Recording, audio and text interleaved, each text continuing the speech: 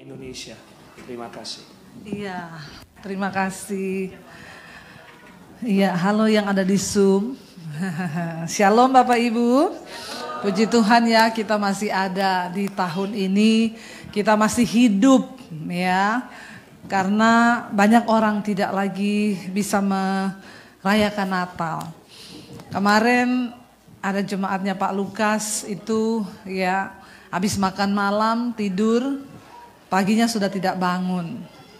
Ya, ketika istrinya dengar kok ngoroknya udah nggak ngorok lagi.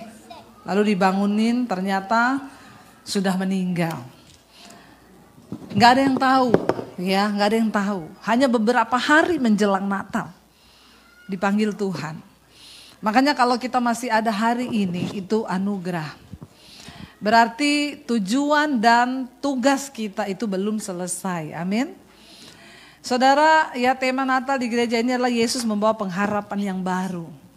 Ya, pengharapan yang baru. Pengharapan apa yang ada dalam hidup saudara hari ini? Apa yang saudara harapkan di tahun depan? Siapa yang mengharapkan tahun depan jadi kaya? Ada?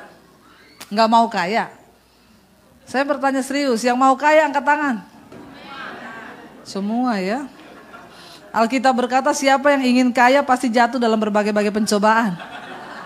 Siapa yang mau kaya? Tetap angkat tangan. Saya nggak mau jadi orang kaya, saya mau jadi orang diberkati. Karena orang kaya saja belum tentu diberkati. Banyak orang kaya tapi tidak diberkati. Saudara, kenapa Yesus harus datang ke dalam dunia? Karena ketika manusia hidupnya terpisah dari Allah akibat dosa, maka itulah hal yang paling malang bagi seorang manusia waktu dia hidup jauh dari Tuhan. Mau sekaya apapun saudara, kalau engkau jauh dari Tuhan, tidak ada gunanya apa-apa. Ya, tetapi sekalipun mungkin kita pas-pasan, tapi kita dekat dengan Tuhan, itu adalah arti hidup yang sesungguhnya. Kenapa Yesus datang? Karena manusia dengan Tuhan itu terpisah. Yesus datang untuk memperdamaikan kita dengan Allah. Ya, dan ketika kita diperdamaikan dengan Tuhan, disitulah saudara letak kebahagiaan hidup. Ya, saya sering bersaksi saudara yang sudah tahu saya, yang sering ikut ya. Siapa yang ikut Mesbah Doa di sini angkat tangan? Yang belum ikut, tolong subscribe channel YouTube saya Debbie Basir TV. Jangan lupa like, share dan komen. Ya, saudara, ya ketika kita ini dekat dengan Tuhan, maka kita itu baru akan mengerti. Oh, ternyata menjadi Kristen itu seperti ini. Jangan jadi Kristen kapal selam. Kalau Natal, tahun baru muncul di gereja. Itu namanya Kristen kapal selam. Ada di sini? Kalau Natal dia muncul, saudara. Nanti habis Natal dia tenggelam lagi. Tunggu 1 tahun, baru nanti tunggu lagi Natal muncul lagi. Bertobat. Syukur-syukur Anda masih bisa menghadiri. Karena jangan pernah sombong, hidup ini hanya karena anugerah. Bahkan napas aja kita tuh pinjaman dari Tuhan. Kalau hari ini hidung kita tersumbat saudara, nggak bisa napas, apa yang akan terjadi? Ya kita nggak tahu. Ya, tetapi orang yang dekat dengan Tuhan, Yesus itu datang memperdamaikan kita dengan Bapa supaya hubungan kita dekat dengan Tuhan. Orang yang paling bahagia di dunia ini bukan orang kaya, tapi orang yang hidup dekat dengan Tuhan. Kok nggak ada amin ya? Tolong kalau saudara setuju dengan firman Tuhan langsung bilang amin. Itu tandanya Anda tidak tidur. Buat apa saya capek-capek khotbah ternyata saudara pikirannya abis ini makan apa ya? Wah ya susah saudara ya. Baik, saya akan ambil firman Tuhan hari ini Yesaya pasal yang ke-9, lagu kita tadi. Penasehat ajaib, Allah yang perkasa, Bapa yang kekal, Raja damai. Suara saya merdu ya? Mau tidur semua nih saya lihat, saya nyanyi langsung mau tidur. Terlalu sering kita menyanyikan lagu itu. Tapi berapa banyak yang sungguh-sungguh memaknai lagu itu. Haleluya. Iya. Please silent. Mengganggu sistem navigator. Terima kasih Ibu.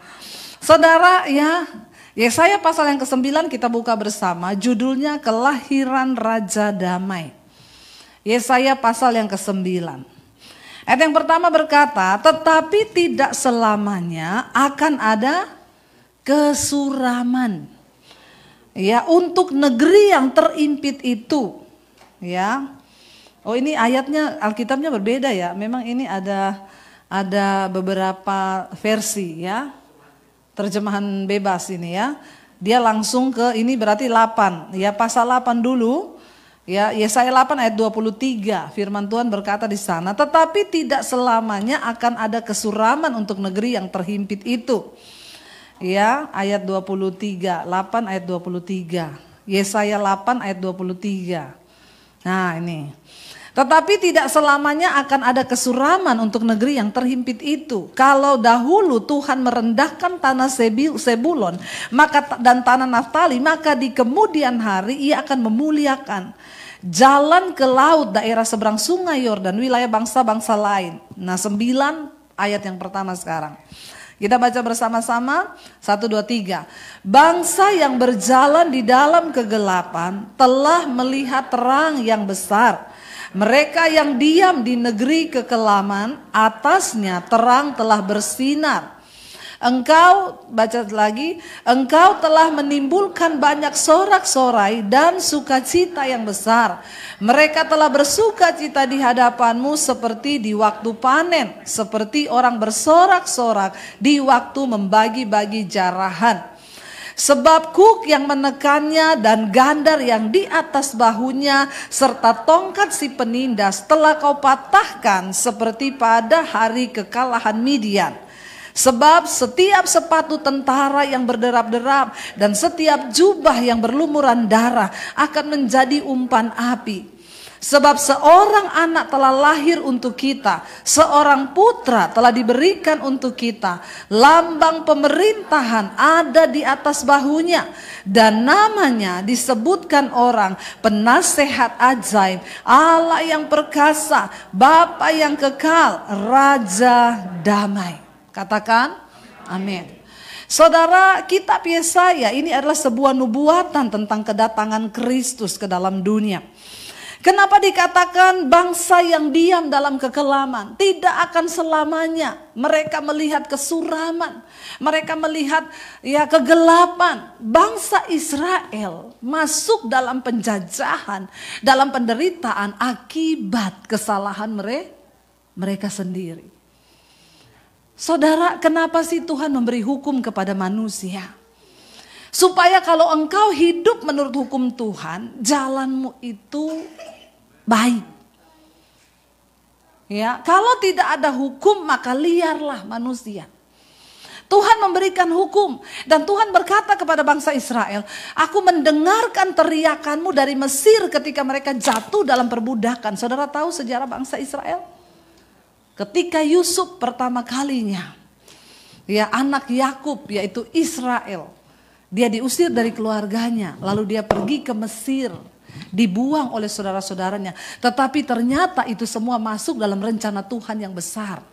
Akhirnya di Mesir, Yusuf diangkat menjadi Perdana Menteri. Karena dia menyelamatkan Mesir dari kelaparan yang besar. Yusuf orang yang takut akan Tuhan, disertai oleh Tuhan.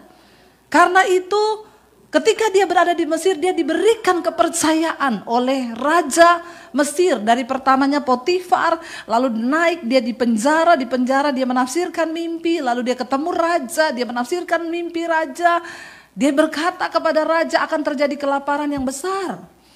Lalu raja berkata, kalau engkau yang mendapat mimpi itu, berarti engkau orang yang dipilih Tuhan untuk selamatkan bangsa Mesir.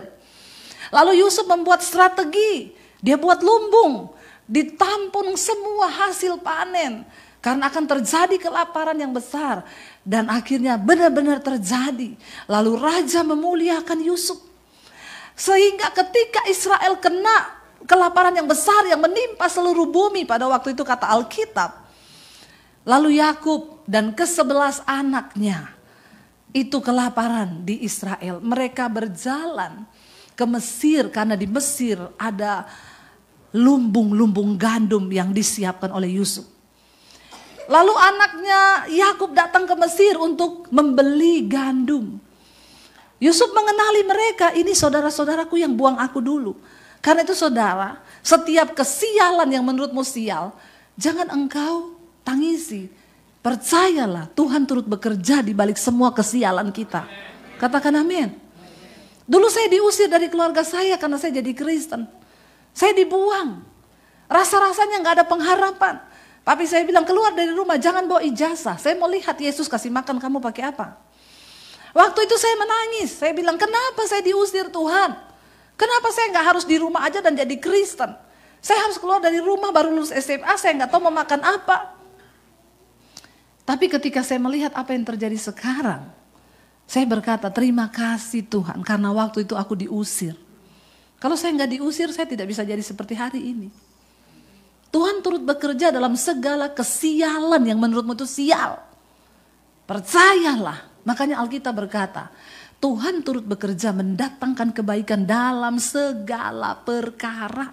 Bukan cuma perkara yang baik, segala perkara itu yang buruk juga kan. Banyak-banyak bersyukur, berespon dengan benar. Mau ditendang, mau difitnah, mau di apapun, bersyukur.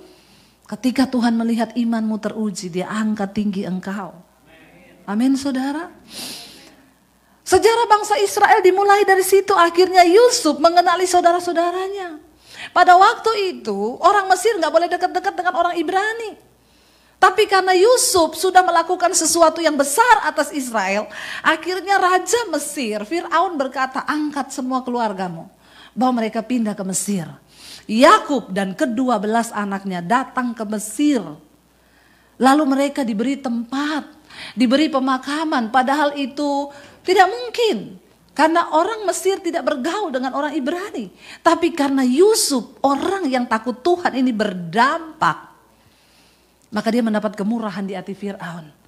Lalu bangsa Israel berkembang biak di tanah Mesir menjadi banyak bangsa yang besar diberkati Tuhan. Ketika Fir'aun mati, maka lahirlah Fir'aun yang baru.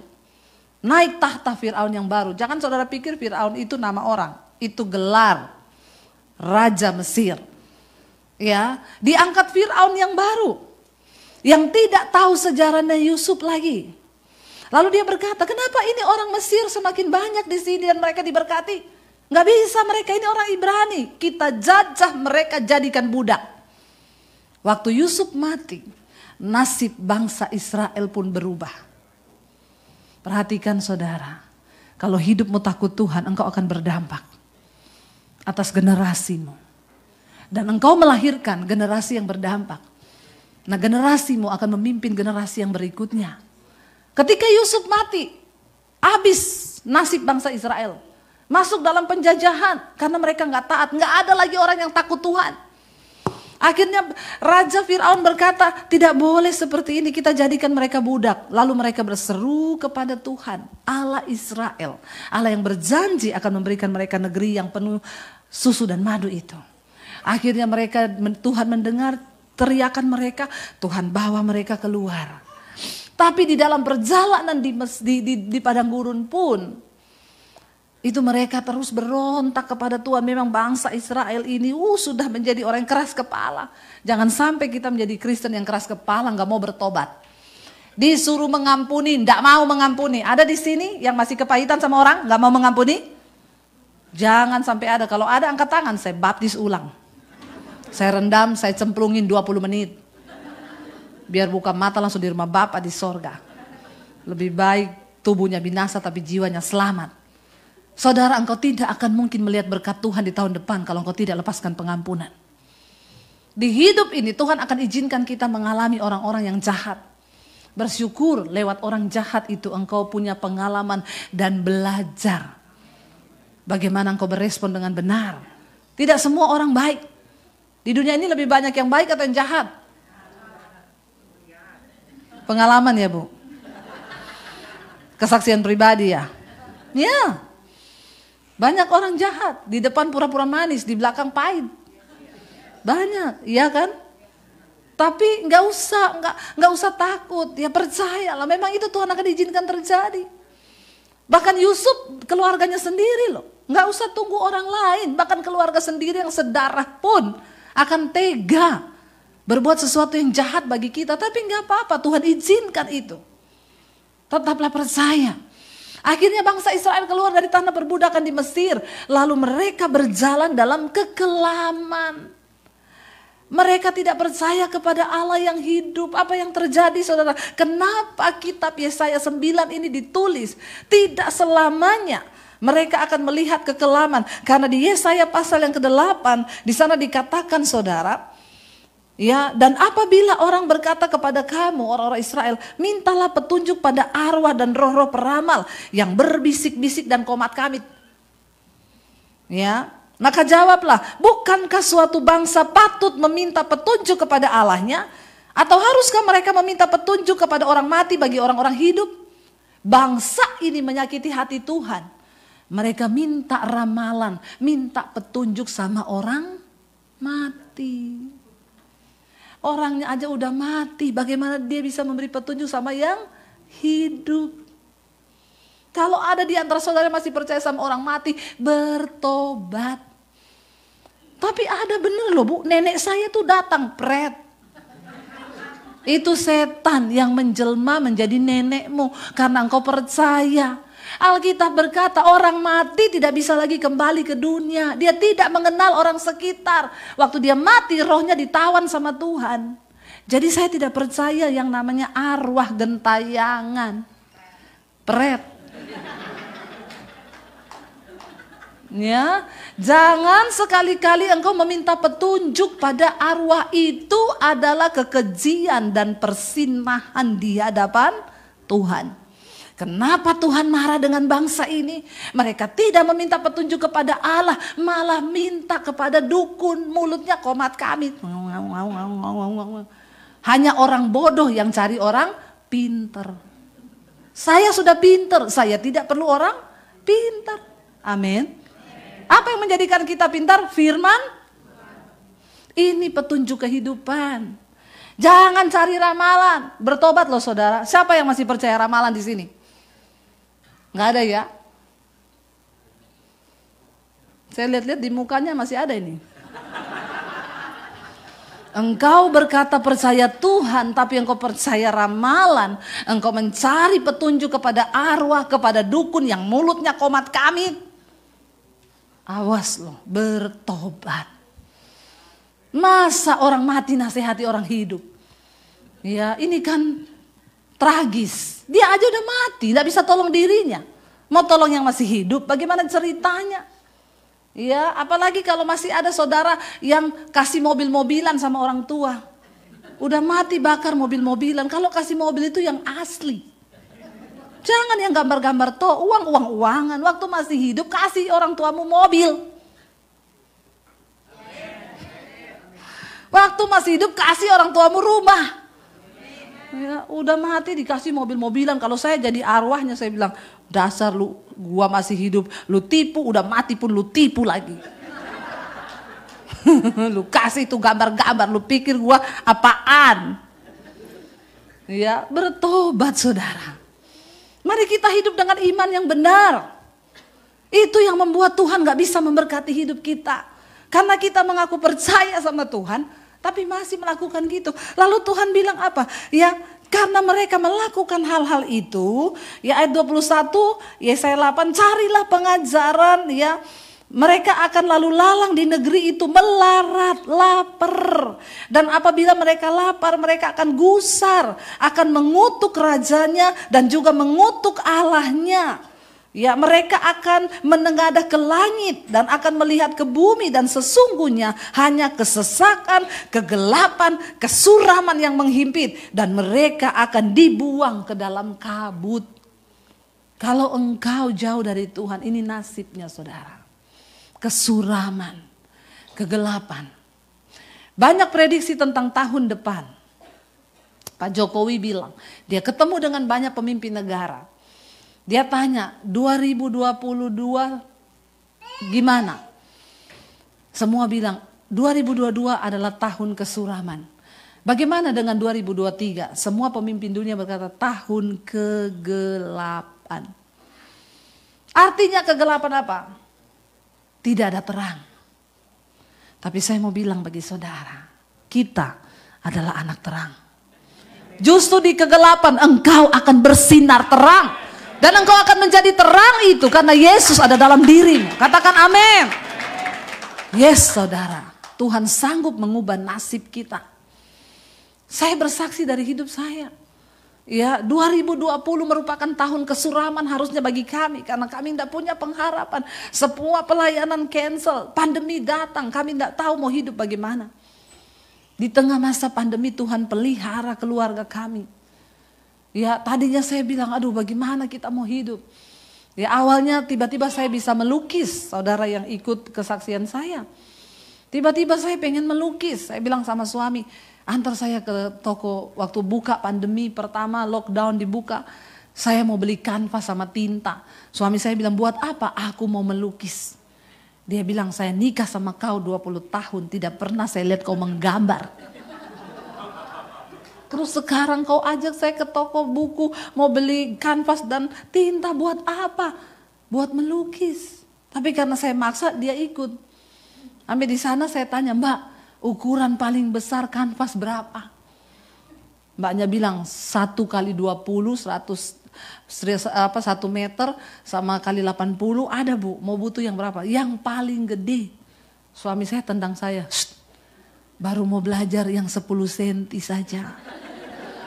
10 kali 5 senti. Jangan beli yang 1 meter, buat apa kamu baru mau belajar? Saya bilang siapa tahu bagus. Bisa dipajang di rumah. Nggak mikir apa-apa saya. Tapi akhirnya saya bikin. Akhirnya beli, dia marah-marah, bayar waktu 3 jutaan lebih. Kita tuh gak punya uang, pandemi gini. Wes aku cuma ikut tuntunan Tuhan saja. Pulang saya melukis, 2 jam jadi. Dia habis ngedit video di kamar datang. Ini lukisannya siapa? Lukisanku? Nggak mungkin. Lah kok nggak mungkin? Emang di sini ada siapa? Di kamar ini cuma ada saya. Nggak mungkin loh kamu ini yang lukis loh. Kok nggak mungkin loh? Ini bener saya ini. Saking senangnya saya foto, saya upload di IG. Puji Tuhan, lukisan pertama saya jadi. Iya langsung ada yang inbox, Bu dijual enggak? Saya bilang, waduh ini baru pertama kali saya melukis. Iya Bu, mama saya itu pendengarnya Ibu. Dia mau ulang tahun, pasti seneng kalau saya kasih lukisan Ibu yang ada tanda tangannya Debbie Basir. Ternyata itu kalau Tuhan memberkati kita saudara, bukan soal lukisannya, soal tanda tangannya. Wih, saya baru tahu itu. Ya, akhirnya saya bilang, oh dengan senang hati Bu, berapa ya Bu? Saya enggak tahu harganya. Pokoknya cukup buat ganti kanvas sama tinta aja. Oke, Ibu kirim nomor rekening. Saya kasih nomor rekening. Malam itu juga dia transfer 10 juta. Waduh saudara ya. Saya lihat 10 juta, saya senang. Saya lompat-lompat nari-nari. Suami saya bilang, kenapa? Lukisanku laku. Apa iya beneran? Oh berapa? Ini loh bukti transfernya 10 juta. Dia langsung bilang, ayo saya antar beli kanvas lain. Memang laki-laki itu tidak percaya sebelum melihat. Harus melihat dulu baru percaya. Ya, akhirnya saya semangat melukis. Saudara, di tengah masa pandemi hampir 50 lukisan. Yang tertinggi diberi orang 75 juta. 75 juta, 70 juta, 50 juta, 40 juta, 35 juta, 25 juta, yang termurah 5 juta. Saya cuma bisa bilang Tuhan, wow. Setiap kali angkat, saya nggak tulis dijual loh. Cuma puji Tuhan. Bu, buat saya ya. Bu, buat saya ya. Satu kali saya melukis saudara. Saya lihat, aduh ini kok agak gimana ya. Saya uji, suami saya datang, saya bilang, Say, lukisannya gimana? Dari semua lukisanmu, ini yang paling jelek. Oh iya? Ya udah mau saya hapus, kasih tinta hitam. Anak saya naik. Wow. Mam, dari semua lukisannya Mami ini paling bagus. Wah, saya jadi bingung. Suami saya bilang jelek, anak saya bilang paling bagus. Terus dia bilang gini, Mami angkat aja di IG, kalau nggak ada yang beli itu buat aku tak taruh di kamarku. Oke, saya upload di IG. 4 orang yang minta itu lukisan. Bu, buat saya ya. Akhirnya saya lukis 4. 1 kirim ke Batam, 1 Manado, 1 Makassar. Sejak saat itu saya tidak pernah tanya sama suami saya lagi lukisan saya. Saya meragukan penglihatannya. Saudara, kami melihat pemeliharaan Tuhan. Waktu itu anak saya bilang, "Mam, aku mau kuliah loh." Aduh nak, berapa kuliahnya? 70 juta. Aduh, kuliah. Kuliah tidak menentukan sorga dan neraka. Tidak usah kau kuliah. Nah, itu tidak menentukan masuk sorga waktu kau punya titel. Tapi kalau Tuhan berkehendak, gak ada yang mustahil. Saudara, waktu itu lukisan saya dibeli orang 70 juta pas dengan uang masuk kuliahnya. Bapak itu kirim bukti transfer. "Bu, saya sudah transfer ya." Saya lihat, 70 juta, kaget saya. Saya bilang, "Pak, kayaknya Bapak salah transfer, kelebihan 01. 0 itu bahaya kalau di depan ada temennya. Iya enggak? Lalu saya bilang, makanya saudara kita ini semua 0. Tapi karena di depan ada Yesus, kita jadi berarti. Amin. Saya bilang, "Pak, kayaknya kelebihan 01 Pak." Saya takut, saya udah pakai. Terus dia bilang, "Bu, maaf ya, dulu itu saya kelebihan 0. Habis kau kembalikan itu 60 juta lebih." Ya, dia bilang, "Oh tidak Bu, itu yang Tuhan taruh di hati saya." Saudara, saya tidak bisa berkata-kata. Di tengah masa pandemi Tuhan berkati keluarga kami lewat YouTube. Ya, yang tadinya mau jual rumah, akhirnya beli rumah lagi, bangun studio, bahkan bisa bangun puluhan gereja di desa-desa. Dan tahun ini kami akan bangun sekolah misi Alkitab di Semarang. Kami punya kerinduan ditaruh Tuhan untuk menyekolahkan gratis hamba-hamba Tuhan dari desa. Supaya mereka diperlengkapi dan mereka pulang ke desanya untuk jadi gembala dan menangkan Indonesia. Supaya Indonesia tidak dihijaukan. Itu kerinduan kami. Saya tidak akan buka gereja. Sudah banyak gereja di Jakarta. Tiap mall ada 6 gereja. Jadi cukup gereja saya di YouTube. Saya melihat, saudara, tidak perlu engkau takut. Tidak selamanya Tuhan berkata, negeri yang ada dalam kesuraman itu akan tetap suram. Ya, tidak selamanya akan ada kesuraman untuk negeri yang terhimpit itu.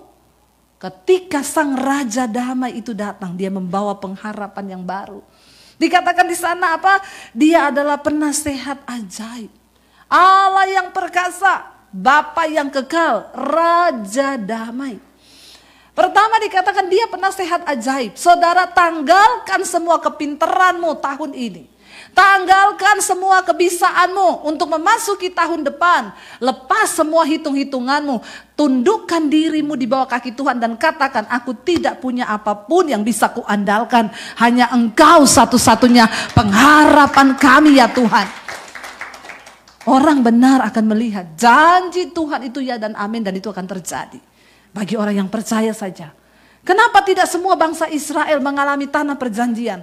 Tinggal 1 hari mereka sudah mau masuk negeri yang dijanjikan Tuhan. Tapi ternyata hanya 2 orang yang percaya, Yosua dan Kaleb, yang berkata kita bisa masuki. Semuanya tidak percaya. Apa yang terjadi? Tuhan binasakan semua, mati saat itu. Yang bisa masuk hanya yang berumur 20 tahun ke bawah. Karena otak mereka belum dicemari seperti orang-orang tua mereka. Mati semua. Yang bisa masuk ke tanah perjanjian hanya yang berumur 20 tahun ke bawah. Tinggal 1 hari lagi sudah mau menyeberang masuki negeri itu. Jangan sampai janji Tuhan sudah mau digenapi, tinggal 1 hari lagi. Dan karena ketidakpercayaan kita kepada Tuhan, kita kehilangan semua berkat itu. Saya di masa susah tetap memilih, aku percaya kepada Tuhan. Kemarin saya angkat foto video di IG, kita jalan-jalan di Aspen, ada yang komen, enak juga ya jadi hamba Tuhan, bisa keliling ke luar negeri jalan-jalan. Saya bilang, enak sekali memang. Tapi jangan kau cuma lihat keenakannya jalan-jalan ke luar negeri. Kau mau menderita seperti saya puluhan tahun ikut Yesus? Semua itu ada harganya. Dan hanya orang-orang yang bertahan di dalam penderitaan, yang tetap memilih untuk percaya dalam saat keadaan susah, ketika imanmu teruji. Saya selalu bilang kan, hidup kekristenan itu seperti roket yang ditembakkan keluar angkasa. Roket itu saudara, ketika dia diluncurkan, dia mengerahkan seluruh power, kekuatan untuk apa? Menembus gaya gravitasi bumi yang coba untuk mementalkan dia ke bawah. Tapi ketika powernya full, dia tembusi atmosfer bumi, dia gak perlu power lagi. Dia tinggal melayang, menikmati, melakukan semua tugas. Itu yang saya alami hari ini. Tapi puluhan tahun aku berusaha menembus atmosfer itu dengan air mata. Dan begitu banyak yang mau menjatuhkan imanku. Tapi aku tetap percaya kepada Yesus yang menjadi sumber kekuatanku. Tapi banyak orang hanya melihat hari ini, enak ya Bu Debbie. Engkau tidak melihat ketika aku berproses berakar ke dalam, sakit, menderita, air mata. Cuma satu keyakinanku, Tuhan engkau penasehat ajaib buat aku. Makanya saya mau bilang buat saudara, kalau engkau ada masalah, enggak usah curhat sama manusia. Curhatanmu bisa berbalik jadi cemoohan. Katakan amin. Saya mengajarkan itu kepada jemaat Mesbah Doa. Enggak usah datang sama pendeta. Buat apa juga engkau datang sama saya curhat. Bu, suami saya bu, keras kepala batu. Saya bilang, siapa yang suruh pilih dia dulu? Ya saya sendiri bu. Ya iya, bayar harga, berdoa. Ibu curhat sama saya pun saya tidak bisa buat apa-apa. Saya cuma berjawab sama ibu, berdoa. Dan saya tidak mau mendoakan suamimu. Doakan bu suami saya. Enggak, kenapa saya enggak mau berdoa buat suamimu? Doa yang didengar Tuhan itu doa yang lahir dari hati. Saya tidak mungkin berdoa buat suamimu dengan hati karena saya tidak cinta kepada suamimu. Amin. Tidak mungkin kan saya berdoa buat suamimu, Tuhan berkati Tuhan, Pak Bambang Tuhan, Bambang. Apa alasan saya nangis buat Bambang? Enggak ada kan? Saya enggak cinta sama Bambang. Makanya ketika putri-putri Yerusalem melihat Yesus disalib, mereka menangis buat Yesus. Yesus bilang, jangan tangisi aku, tangisi dirimu dan keluargamu. Doa yang menggetarkan sorga, doa yang lahir dari hati. Jangan saudara titip doa sama pendeta. Pendeta tidak menangis buat kau. Bilang amin. Saya ini pendeta loh. Saya mau jujur sama saudara, saya nggak mungkin menangis. Kecuali saya berdoa untuk jiwa-jiwa yang terhilang, iya nangis tapi secara massal. Tapi kalau pribadi nggak bisa saya tangisi. Berkati Tuhan, Beni Tuhan. Suami saya lewat, dia bilang, siapa itu Beni? Malah rumah tangga saya yang hancur gara-gara suamimu. Tapi orang yang nangkep melakukan itu. Dan mereka bersaksi, Ibu Debbie benar yang Ibu ngomong. Dulu saya tidak mengerti Ibu. Kenapa ada pendeta model begini? Banyak yang datang WA ke saya, Bu, sorry ya, pendeta lain saja mau mendoakan. Dia sebut nama-nama pendeta besar di Jakarta. Saya bilang, kau ikut sana, jangan ikut saya. Memang sesuatu yang benar itu sulit untuk diterima. Tapi yang nangkap, itu mereka melakukan. Mereka cari Tuhan. Mereka bilang, saya dengar Ibu bilang doa sendiri. Yes, saya mengalami Bu. Saya ketemu Tuhan pribadi Bu. Tuhan ubahkan saya. Bahkan kemarin ada kesaksian. Dari seorang wanita yang berkata, hidupnya suram. Suaminya selingkuh dengan perempuan lain. Orang itu kalau sudah selingkuh, semua kebaikan istri itu dia lupa. Makanya hati-hati bapak-bapak. Ya. Ya, 10 tahun engkau menikah dengan istrimu, engkau jatuh cinta sama pelakor yang cuma 1 hari. Ya, karena dia manis terlihat di depan, engkau lupa semua kebaikan istri, bahkan engkau lupa anakmu. Makanya ada bapak-bapak yang datang, Bu Debbie, saya selingkuh kenapa Bu? Perempuan ini manis, gak kayak istri saya cerewet. Saya bilang, Pak, itu masih bulan promosi. Kalau promosinya habis, lebih gila dia dari istrimu. Apalagi bapak-bapak udah tua, peot, jatuh cinta sama perempuan cantik yang masih muda. Idih, GR banget lu. Emang dia cinta sama lu yang tua? Pret. Bener itu Bu. Jangan terlalu GR. Ya, kalau masih ada uangmu, ya jadi sugar daddy kan. Masih ada sugar-sugarnya. Nanti kalau kau sudah tua, jadi daddy sugar, bapak-bapak yang sakit gula, diabetes. Lu pikir dia mau lihat sama lu? Nggak mungkin, percaya saya. Pret. Sudah banyak terjadi itu di Indonesia, di sini sih nggak ada.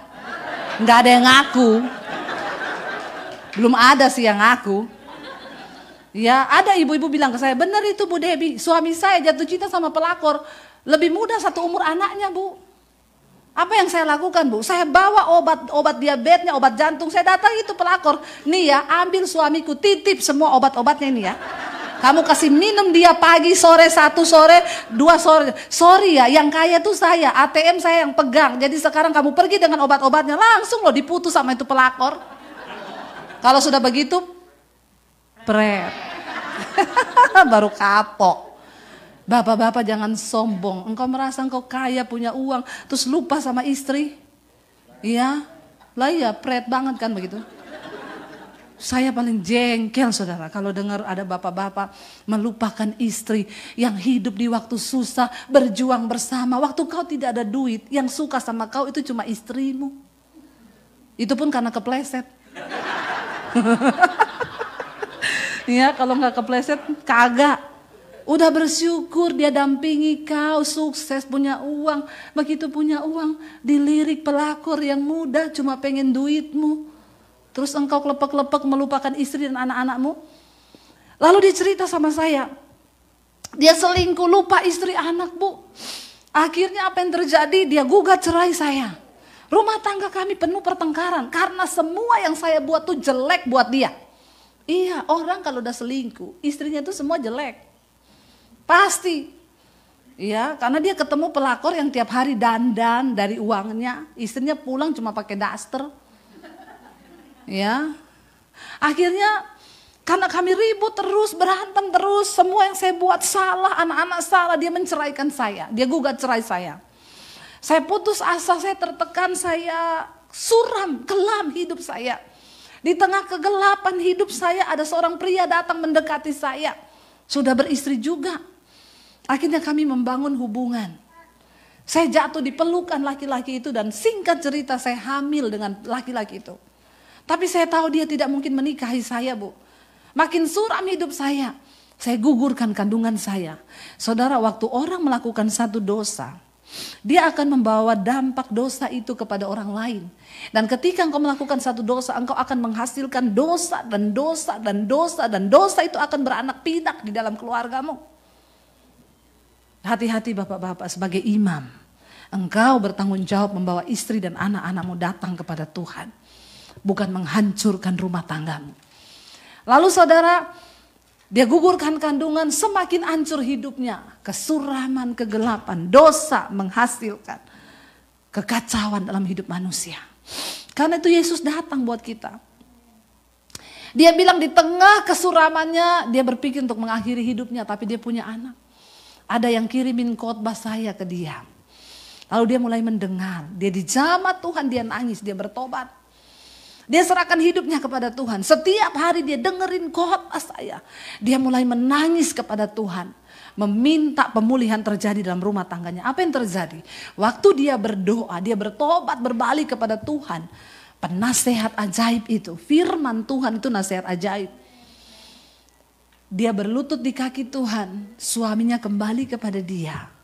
Dan berkata, "Saya itu perempuan. Tidak ada apa-apanya dibandingkan kau." Sudah tinggal bersama kan, baru tahu kan ternyata istrinya lebih baik. "Saya mau kembali dengan kau." Lalu dia cerita semuanya. "Sebelum kamu balik aku mau cerita. Aku sudah berbuat dosa dengan laki-laki lain dan aku hamil dan aku gugurin kandunganku. Tapi sekarang aku sudah bertobat." Lalu suaminya bilang, "Kita sama-sama bertobat, kita sama-sama punya salah. Aku tidak memperhitungkan kesalahan itu, kita kembali kepada Tuhan." Rumah tangga mereka dipulihkan dan dia bilang, "Bu, sekarang setiap malam kami ikut mesbah doa bersama. Saya dan keluarga dipulihkan Tuhan. Sebab firman Tuhan itu adalah nasihat yang ajaib." Jadi jangan curhat ke orang, jangan cari nasihat sama manusia. Nasihat manusia itu bisa mencelakakan. Suamimu selingkuh, engkau curhat ke orang. Suamiku selingkuh. Dia bilang, bikin jus, kasih sianida. Ya, biar mati sekalian suamimu. Bertobat saudara, kembali pada firman. Firman Tuhan tuh nasihat yang ajaib banget. Gak ada yang lain. Lalu dikatakan selain dia penasihat ajaib, Bapa yang kekal, Allah yang perkasa.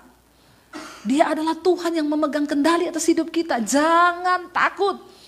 Kenapa saudara? Sebab Tuhan bisa melakukan jauh lebih besar dari apa yang kau pikirkan. Pikiran dan logika kita terbatas. Bahkan kita gak bisa mikirkan apa yang akan terjadi tahun depan. Kami pada waktu itu bersepakat kita jual rumah Jakarta, kita pulang Solo. Tidak ada harapan. Tapi ternyata Tuhan mengubah keadaan hanya semudah Dia berfirman. Maka semua jadi. Semua jadi. Dia berkata pulih saudara. Apa yang tidak pernah kita pikirkan. Loh saya yang harusnya jual rumah malah beli rumah, bangun studio, beli satu lagi khusus rumah untuk jadi studio DBTV. Bukan cuma Atta Halilintar yang bangun studio di tengah masa pandemi. Ya Tuhan dahsyat. Tidak ada habis-habisnya saya mau berkata Tuhan dahsyat. Wow dan wow. Tapi memang harga yang kami bayar tidak mudah. Kita tinggalkan Solo, pindah ke Jakarta. Di tengah kami baru beli rumah di Solo. Tuhan suruh pindah ke Jakarta. Di Jakarta nggak ada pelayanan. Anak-anak saya masih di Solo. Anak saya yang kecil masih kecil saudara. Ya kalau kita pulang ke Solo, mereka nangis. Dia bilang, Mami kenapa pelayanan di Jakarta, Mami di sini aja. Karena kita terpisah 1 tahun.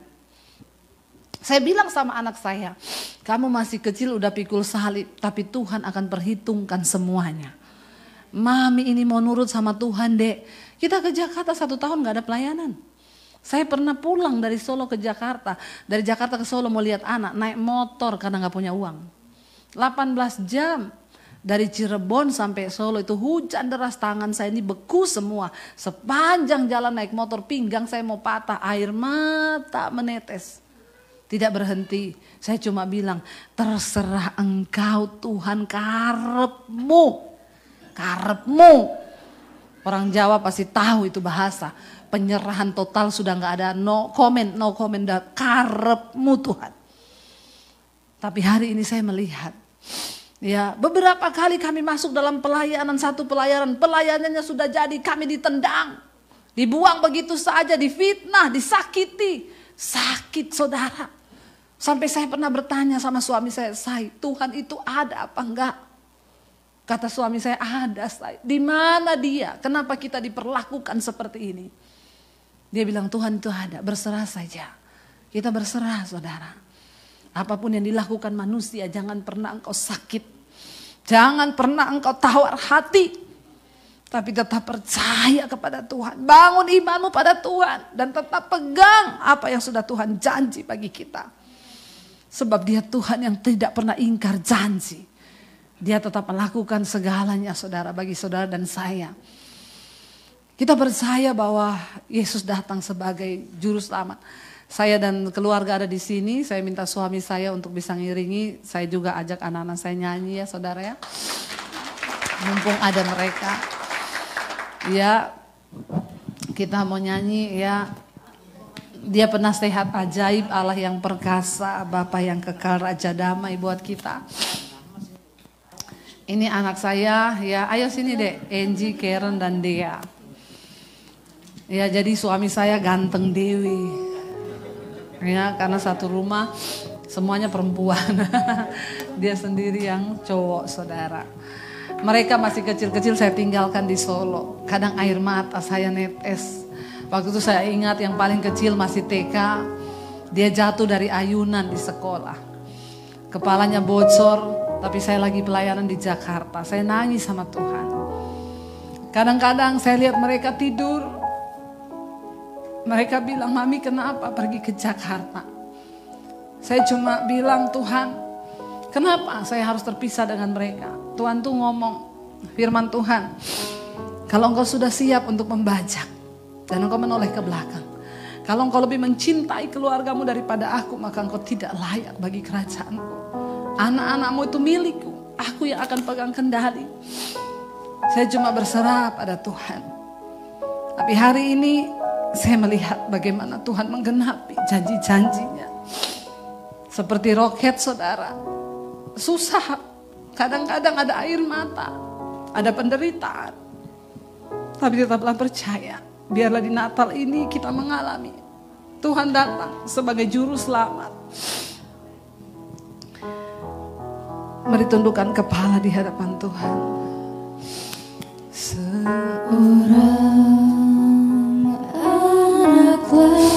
Amin Tuhan. Lahir untuk kita seorang putera diberikan,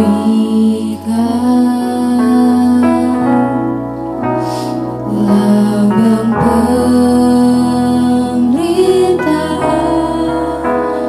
di atas bahunya, dan namanya pun disebut orang penasehat ajaib, Allah yang perkasa,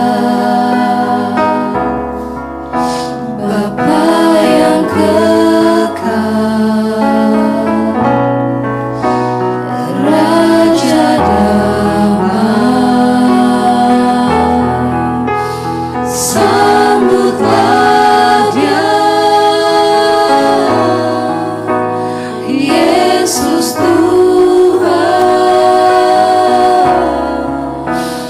Juru Selamat dunia. Mari bangkit berdiri bersama saudara. Terima kasih Tuhan, Engkau telah lahir bagi kami. Tidak selamanya kami diam dalam kekelaman, dalam kegelapan. Engkau datang menjadi cahaya terang, membawa pengharapan baru. Katakan bersama. Seorang anak lahir untuk kita, seorang putera diberikan, lambang pemerintahan,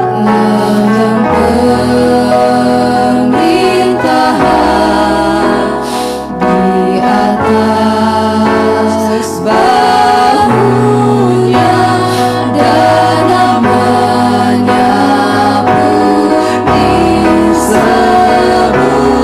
orang.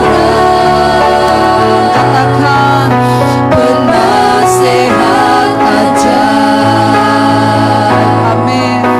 Allah yang perkasa, Bapa yang kekal, Engkau Raja damai Tuhan, Raja damai.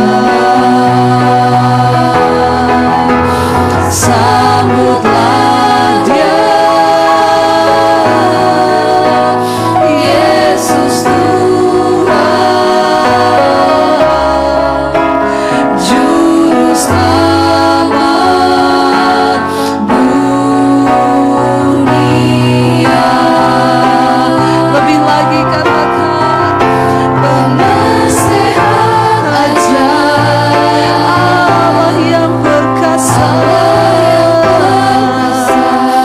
Bapa yang kekal, Bapa yang kekal, Engkau Raja damai, Raja damai. Mari sambut Dia, sambutlah Dia, Yesus Tuhan, Juru Selamat dunia. Mari tundukkan kepala dalam hadirat Tuhan. Jangan takut. Engkau punya penasehat yang ajaib. Tanggalkan semua kekuatanmu di tahun depan. Katakan, Tuhan, kami tidak punya cukup kepintaran, kekuatan apapun. Kami tidak punya apa-apa. Kami cuma punya Tuhan yang besar, Allah yang menciptakan langit dan bumi. Engkau yang sanggup membalikan setiap keadaan. Orang dunia berkata tahun depan adalah tahun kegelapan, tidak ada terang. Kamilah yang akan menjadi terang-terang itu di tahun yang akan datang, membawa terang Kristus. Tuhan akan memuliakan setiap anak-anak Tuhan yang mau sungguh-sungguh hidup dalam pertobatan. Hidupmu akan bercahaya.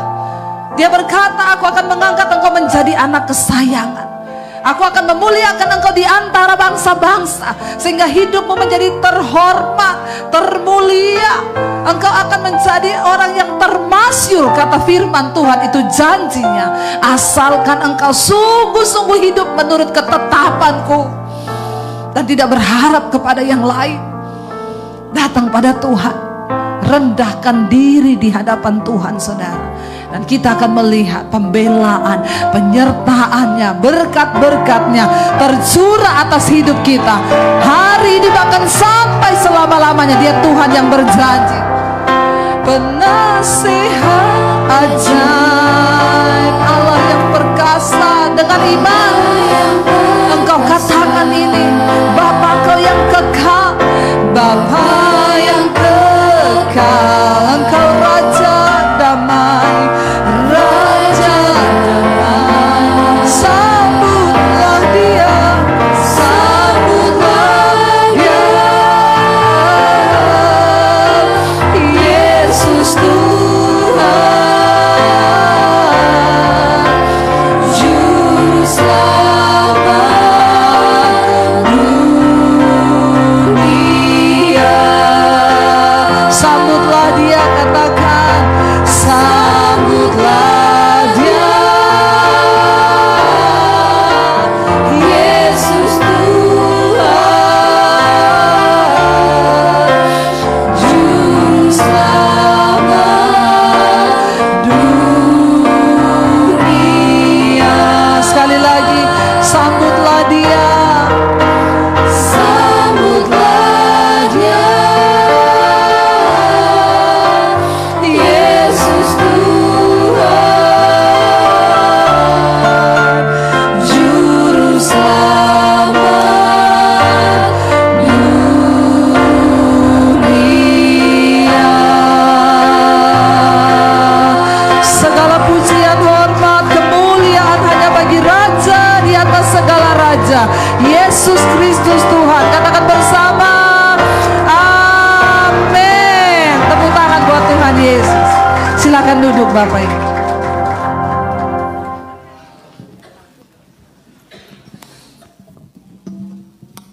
Wow, yang diberkati luar biasa.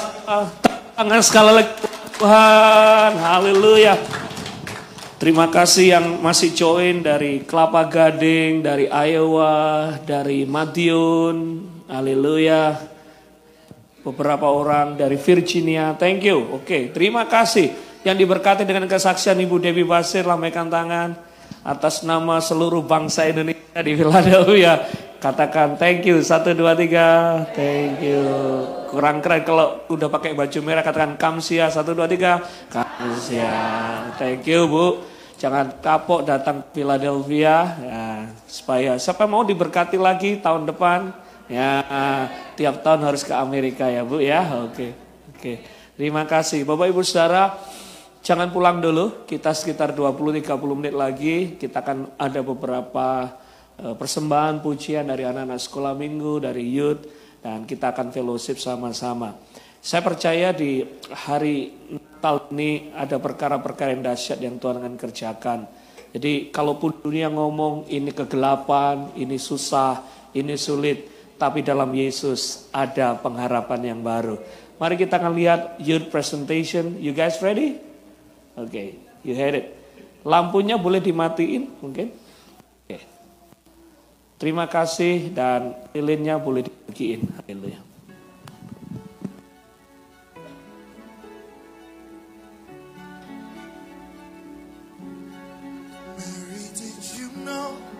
Mereka rekaman surah beberapa hari ini.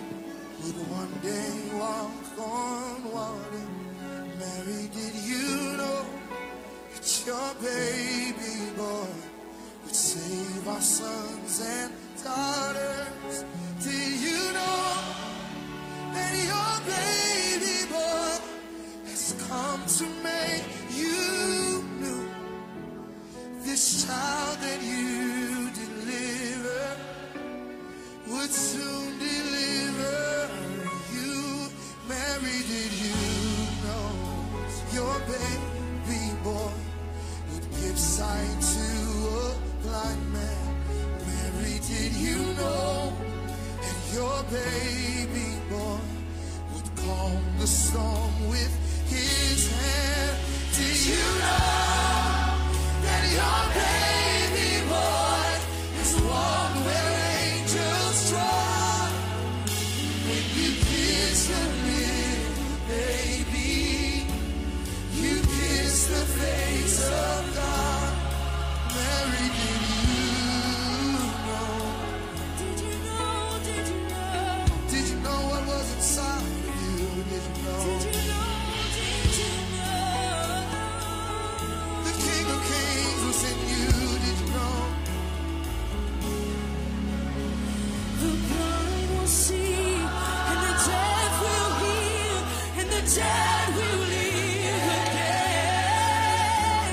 The lame will leap, and the dumb will speak the praises of the Lamb. Oh, the blind will see, and the deaf will hear, and the dead will live again. The lame will leap, and the dumb will speak the praises of the Lamb. Mary, did you know that your baby boy is Lord of all creation? Mary, did you know that your baby boy would one day rule the nations? Did you know that your baby boy is heaven's perfect Lamb? And the sleeping child you're holding is the great I am. Oh yes, he is the great I am. He is the great I am. He's always been the great I am. Even as a little baby, he has been the great I am. He is the great. He is the great. Oh, behold the Holy One. He is the great. A gift has been sent to the earth. He is. Demons will tremble. He is. Demons will tremble at his name. Oh, he is the great I am. He is the great I am. Mary, did you know? Did you know what was inside of you? Mary, did you know? I know it caused great hurt and isolation, but did you realize what was inside of you? Mary, did you know? I know they put you away and casted you away. They didn't understand, but Mary, did you know? Did you know what the greatness was inside of you? Now I ask myself, Chandler, do I know? Do you know what's inside of you? Do you know what's inside of you? Do you know what's inside of you? It may hurt, it may be painful, but greatness is inside of you. It is, it is, it is, it is, it is, it is, it is inside of you. Greatness is inside of you.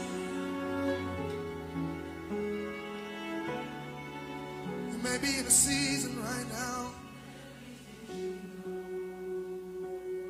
where the Lord has something in you that's going to shake the earth.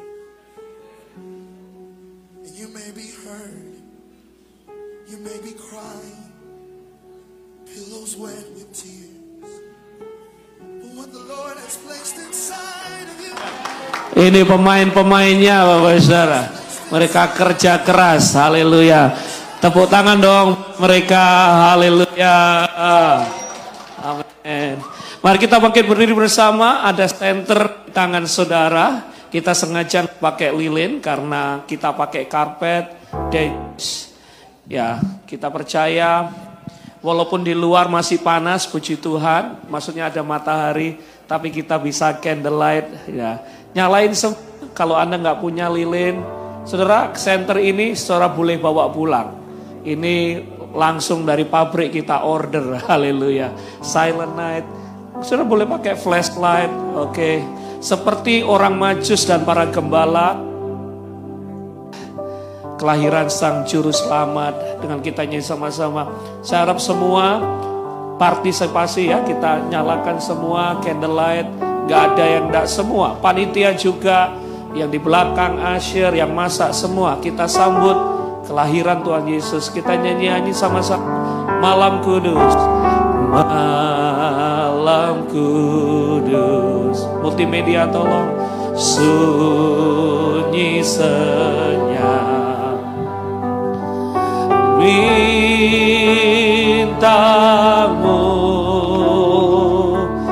gemerlap,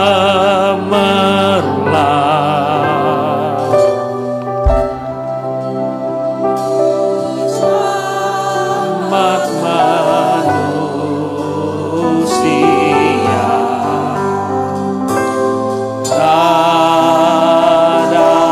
datang di dunia.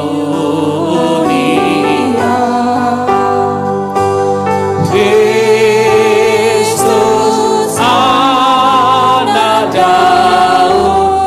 Mohon lampu yang di depan juga dimatikan, lampu yang di depan.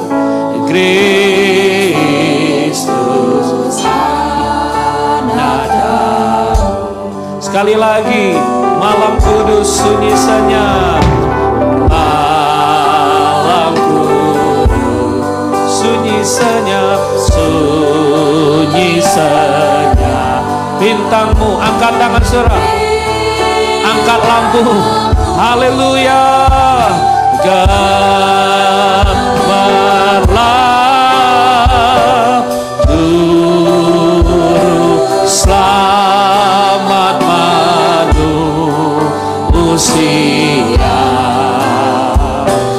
ada datang di dunia. Kristus anak Daud, Kristus anak Daud,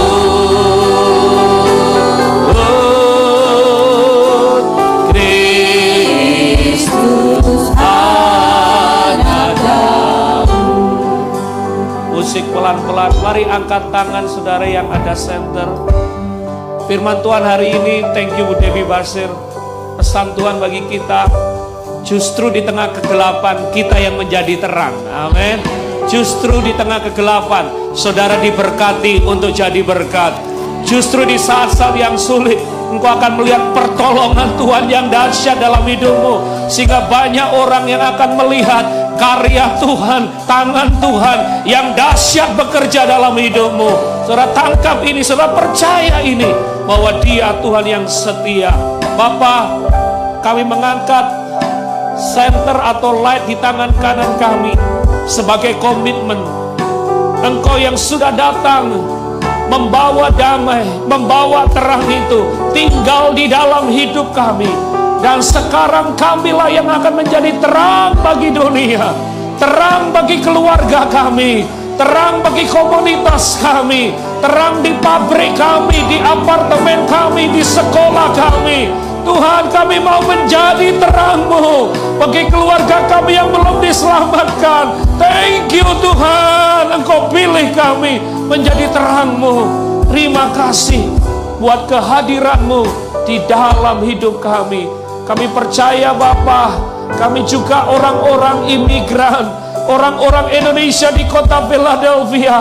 Kami tidak hanya mencari uang dan dolar untuk menyambung nafkah, tapi kami percaya kami menjadi terang bagi Philadelphia. Doa kami, kehadiran kami merubah kota ini, sebab doa-doa kami diperhitungkan Tuhan. Philadelphia semakin diberkati, Philadelphia semakin dikaruniai Tuhan, karena kehadiran orang-orang Indonesia yang percaya dan mengandalkan Tuhan. Terima kasih, kami bersyukur buat pesan Natal hari ini. Kamilah terang dunia, karena Yesus tinggal di dalam hidup kami. Yang percaya katakan amin. Yang percaya katakan amin. Sekali lagi nyanyi sama-sama, Malam Kudus. Malam Kudus. Dewi boleh doa sekali lagi. Kudus senyap.